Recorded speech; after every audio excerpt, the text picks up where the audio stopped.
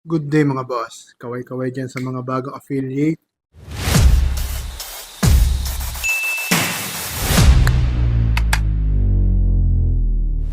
Yan.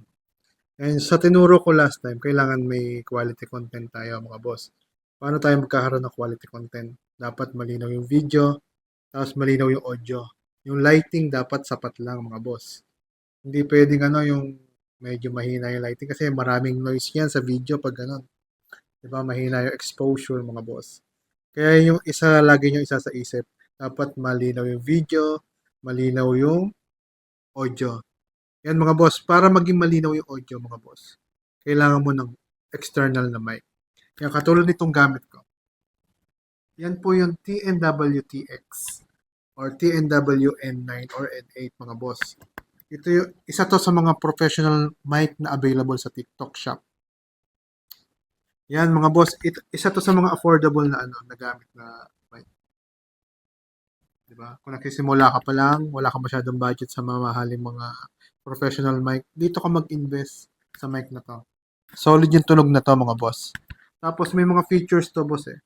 So, subukan natin yung yung may echo. Sound. Yan, naririnig nyo ba yung may echo? Diba? So, para sa mga nagla-live na kumakanta, pwede nilang gamitin tong sound effects na to. Yan, meron pa yung isa, yung noise cancelling. Kung mapapansin nyo, malinaw yung aking audio. Walang masyadong noise. Alam nyo kung bakit? Kasi meron tong noise cancelling mga boss. Itong mic na to ay may noise cancelling. Kung makikita nyo lang yung paligid ko, may nakaharap sa aking electric fan. May nakaharap sa aking electric fan, pero yung tunog ng electric fan, yung hangin, hindi masyadong rinig, di ba? Gawa nung noise cancelling. I-off ko yung noise cancelling para marinig nyo. Ayan. Rinig nyo yung noise. Rinig nyo yung electric fan. Di ba? Effective yung nito. Ayan, patayin na natin yung buhayin na pala natin yung noise cancelling. Di ba? Di ba ang laki ng diferensya nung merong noise cancelling sa wala? Kasi rinig na rinig nyo yung yung mga background noises.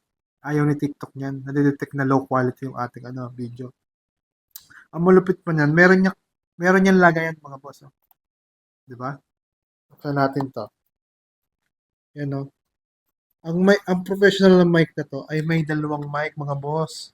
Kung may balak kang interviewin, balak mo podcast na may kausap ka, saktong-sakto sa ito mga boss. Di ba? Solid yan mga boss. May lagayan yan. Tapos yung receiver nito, na doon, naka, naka-connect dun sa, sa aking cellphone. Yan, pwede rin po to sa Android at sa iOS. Pero ang naka-default nito ay Type-C. Kailangan mo lang bumili sa TNW ng adapter ng Type-C to power, di ba? To iOS. Yan, may kasama rin siyang charger. Itong charger na to ay para sa dalawang mic. Sabay mo silang i-charge. Meron din siyang aux, di ba? Sound card, para sa sound card pag magla-live ka.